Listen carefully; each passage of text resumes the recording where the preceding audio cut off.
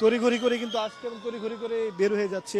ক্ষয়ক্ষতির পরিমাণ এবং মানুষের হতাহতের পরিমাণটা কিন্তু আমরা এখন একটু জানা সময় সাপেক্ষ, যেহেতু এখন পর্যন্ত আগুন নিয়ন্ত্রণে আসেনি এবং আগুন নিয়ন্ত্রণে তারা কাজ করছেন, সেটা হয়তো অল্প সময় পরে আমরা জানতে পারবো। আমরা এয়ারপোর্টে কাজ করে এই ধরনের কয়েকজনের সাথে যদি একটু কথা বলি, আপনি তো শাহজালাল বিমানবন্দরে ভেতরে যাওয়ার অভিজ্ঞতা রয়েছে, বিমানে কাজ করেন, একটু যদি বলেন যে আগুন লাগার পরে আপনি কোথায় ছিলেন, আসলে এই সময়টা। অ্যাকচুয়ালি আমাদের অফিসটা হচ্ছে এটা বিএফসিসি ক্যাটারিং সেন্টার। আমরা যখন অফিসে আসি ওই মুহূর্তে আপনার হচ্ছে আগুন ধরছে। ওর আধা ঘন্টা আগে আগুনটা লাগছে। মোটামুটি আগুনটা লাগছে 8 নম্বর গেটের সামনে। 8 নম্বর গেটের সামনে থেকে আস্তে আস্তে আস্তে আস্তে আস্তে আস্তে এটা মূলত কার্গো এক্সপোর্ট ইম্পোর্ট সাইড, এখান দিয়ে সব মালামাল বের হয়। এখন বর্তমানে আপনার আগুনটা আছে আপনার কেমিক্যাল ফ্যাক্টরিতে, মানে কেমিক্যালের গোডাউন, যেটা মেন গোডাউন, সেইখানেই মূলত আগুনটা আছে। এর বেশি আর আমরা কিছু জানি না।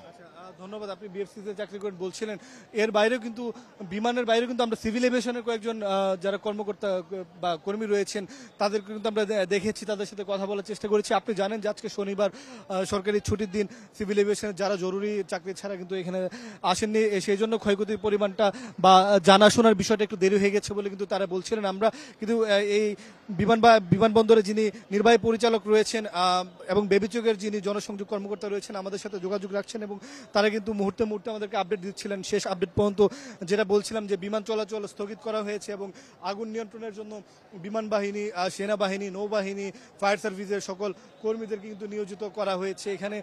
এর অপোজিটে কিন্তু আসলে কাস্টমস থেকে শুরু করে বাকি কোম্পানিগুলো বা বাকি সংস্থাগুলির ভবন রয়েছে, যদিও কিন্তু এই বিমানবন্দরে যেহেতু একদম ভেতরের অংশে আগুন লেগেছে, সেই জায়গা থেকে অনেকে আশঙ্কা বা অনেকে ধারণা করছেন যদি আগুনটা বেড়ে যায়, সেই জায়গায় আগুনটা আসলে যদি হ্যাঙ্গার পর্যন্ত পৌঁছে যায় বা রানওয়ে পর্যন্ত পৌঁছে যায়, বড় ক্ষয়ক্ষতির কারণ হয়ে দাঁড়াবে। কিন্তু আমরা দেখতে পাচ্ছি যে ফায়ার সার্ভিসের যে লাইনগুলো রয়েছে পানি দেওয়া, সেই লাইনগুলো জিএসির যে ভবনটি রয়েছে সে জিএসি ভবনের ভেতর দিয়ে লাইনগুলো নেওয়া হচ্ছে, অর্থাৎ আরও কয়েকটি বিকল্প উপায়ে বা বিকল্প রাস্তায় তারা আগুনে পানি দেওয়ার চেষ্টা করছে যেন আগুনটা দ্রুত সময়ের মধ্যে নিয়ন্ত্রণে আনা যায়। বাট আমরা যদি ক্যামেরায় আসলে দেখাতেই পারছি যে আগুন নিয়ন্ত্রণে যেই কাঙ্ক্ষিত যেই আগুন নিয়ন্ত্রণের বিষয়টা সেটা আসলে হচ্ছে না।